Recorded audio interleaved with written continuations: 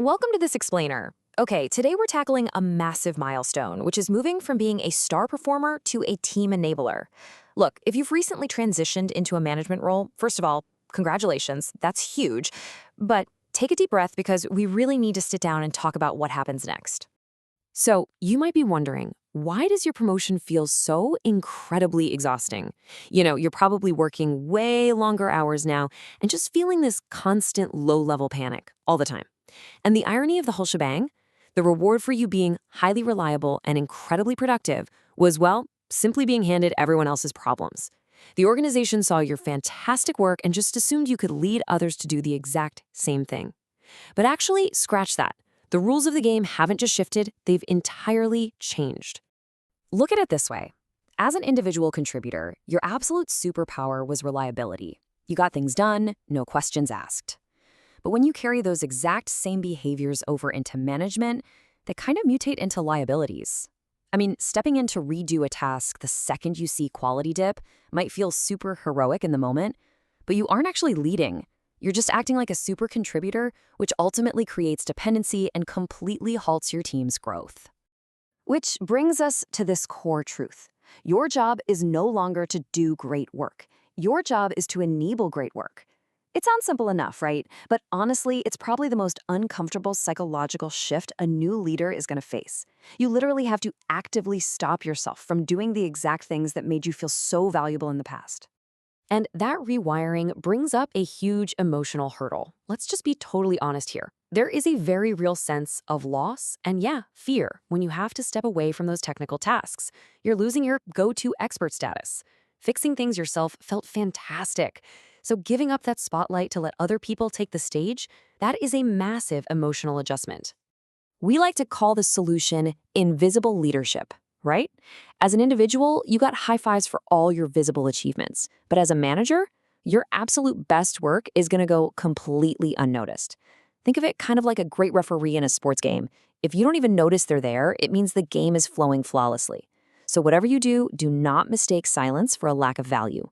That quiet, it's proof that your systems and your team's ownership are actually working. All right, let's make this real. The classic deadline dilemma. Picture this. It's 4 p.m. on a Friday. A massive presentation is due at 5, and your team member just completely botched the data. Your heart completely drops to your stomach. Your gut instinct is to just push them aside, grab the mouse, and fix it yourself. So what do? Do you rescue them or do you coach them? Look, rescuing guarantees a flawless 5 p.m. delivery, but coaching guarantees they never ever make that mistake again. To stop that rescue reflex, you literally need a system in place. Step 1, just recognize the physical urge to take over. You know that feeling in your chest? Use that as a trigger to stop. Step 2, force a pause. Just take a deep breath and remind yourself of your new role. And step 3, ask them what options they've considered. By flat out refusing to provide the answer, you shift the burden of decision-making right back onto their shoulders. Which brings up a pretty vital self-audit. I really want you to ask yourself honestly right now, are you still an individual contributor? Take a hard look at your calendar from this past week. If you spent the majority of your days fixing tasks and meticulously reviewing tiny details, well, you aren't managing. You're just a senior individual contributor walking around with a manager's title. To help with that, here is your new manager's daily checklist. Ask yourself, are you aligning priorities? Are you bulldozing obstacles out of your team's way? Are you coaching them through challenges instead of just solving everything for them? And are you making those tough decisions that keep the work flowing? Start tracking your time against these specific actions. Your energy belongs in enablement now, not execution. Okay, moving into section 2, 3 practices to build team ownership. Let's break these down real quick. We're looking at 3 sequential practices here that are going to completely replace your team's dependency on you with true, genuine ownership. That's defining outcomes, resisting the urge to solve, and measuring your success entirely differently. Practice 1, shift from task execution to outcome definition. Look, dictating exactly how to do every single step, that just turns your team into robots executing a program. But when you define the outcome instead, painting a crystal clear picture of what success actually looks like and let them figure out the path to get there, wow, that is where true creativity and accountability are born. All right, practice 2. Resist the urge to provide the answer. When someone comes to you and says, hey, we have a problem, you've got to bite your tongue. Instead of just handing them the solution on a silver platter, ask, well, how would you approach this? Sure, it takes 5 extra minutes today, but it builds a massive critical thinking engine for tomorrow.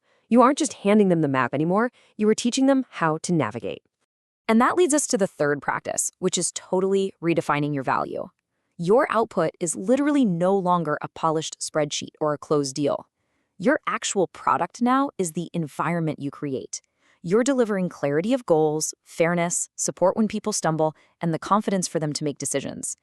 Basically, you build the ecosystem, and they build the product. Because your output has changed, your scorecard absolutely must change too.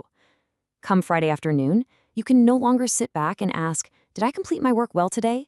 That's the old star performers metric. The enabler asks, did my team become more capable this week? Did they learn something new? Did they handle a crisis better than last time?